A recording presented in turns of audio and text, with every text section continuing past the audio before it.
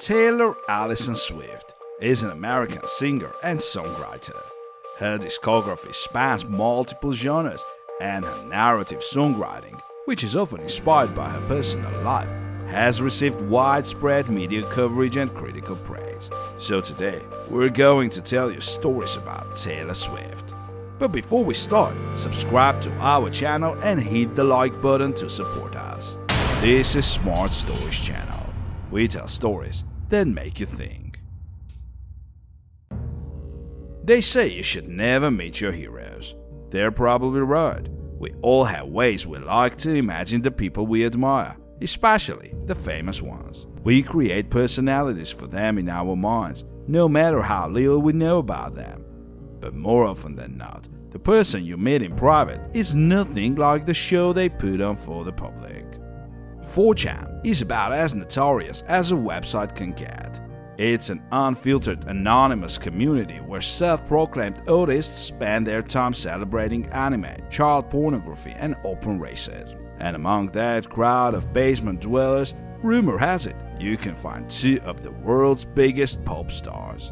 At least, that's what 4chan's cyber sleuths claim.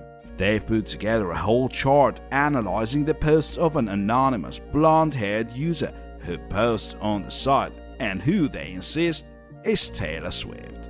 Some of their arguments are weirdly compelling. The day before Taylor Swift tweeted pictures of a new cat she'd named Meredith, a user posted pictures of an identical-looking cat and asked 4chan to name it. And yes, 4chan named the cat Meredith. Many people say that music isn't what it used to be, and it surely isn't. Just compare 1980s and 90s hits to today's most popular songs, for example. One thing hasn't changed, however. Conspiracy theories about songs will always be with us. Taylor Swift is considered to be the queen of conspiracy. If she's not in the Illuminati, she's some kind of lizard or the clone of some other person. It is no different when it comes to her songs. Fans analyze her lyrics to death, as is evident by the multiple theories about her smash hit Look What You Made Me Do. The first theory is that the line "Don't like your tilted stage" is about Kanye West, who had recently performed on a tilted stage.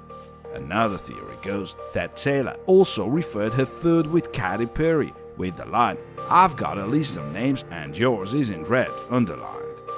Yet another fan theory concerns Taylor's beat about the old Taylor not being able to come to the phone because she's dead. Supposedly, she took the idea from Jenny Humphrey on Gossip Girl. Finally, a bombshell of a theory suggests that Katy Perry was in on making the video as a massive PR stunt to boost the popularity of both Taylor and Katy. Taylor Swift probably has as many conspiracy theories surrounding her as she has hit songs. The latest one to hit the internet is possibly the most bizarre of the lot. It claims that not only does Swift have a link to satanic leader Zena LaVey, but also that Swift is actually LaVey's clone. The creepy resemblance between Swift and LaVey is the fuel for the internet fire. It is claimed that the Illuminati took LaVey out and replaced her with Swift. LaVey's father was the founder of the Satanic Church, and she was given the position of high priestess at the church. She left this position in 1990 and was replaced at some point. Oh, and Donald Trump becoming president means Swift can finally reveal that she is a Nazi and talk publicly about her still secret Aryan agenda. Taylor Swift is renowned for her country singing style and for writing songs about her rapidly growing list of ex-boyfriends. But conspiracy theorists have noticed something sinister about America's sweetheart. She seems to be obsessed with the number 13. It all started when Swift was born on Friday the 13th of December, 1989. Deciding 13 was a lucky number, Swift tried to incorporate it into her life whenever possible. During her childhood, she would choose it as a number during sports. After she became famous, she would write the number on her hand during live performances. Her first album featured 13 tracks, and even her Twitter handle has the number in it. One of her songs even got stuck at number 13 on the charts. But what might seem like a harmless superstition actually has a darker meaning, at least according to conspiracy theorists who believe Taylor was bred to join the 13 bloodlines of the Illuminati. Some also believe that when her VMA acceptance speech on September 13, 2009 was interrupted by Kanye West, it was actually her initiation into the secret society. Swift started out the night in a silver dress, had her speech interrupted, and later emerged on stage with Beyoncé wearing red.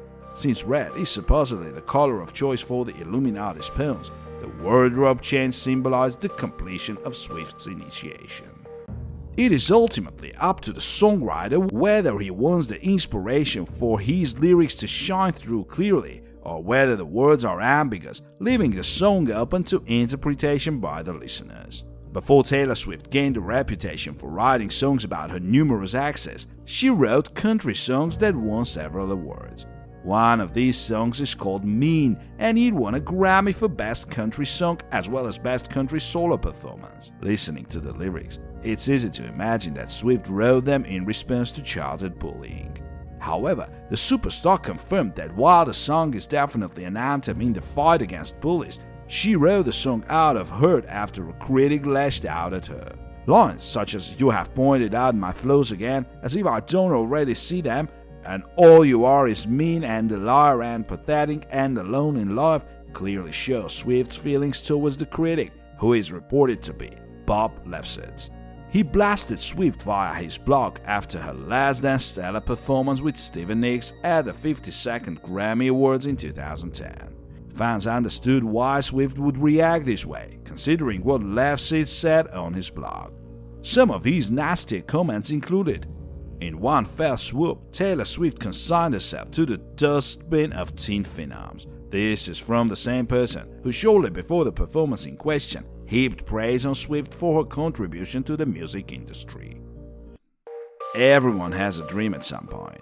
Whether it is accepted in the highest acting achievements, performing in front of thousands of fans, or coming up to bat with the bases loaded and 2 outs in the bottom of the 9th inning, everyone has dreamt of being famous.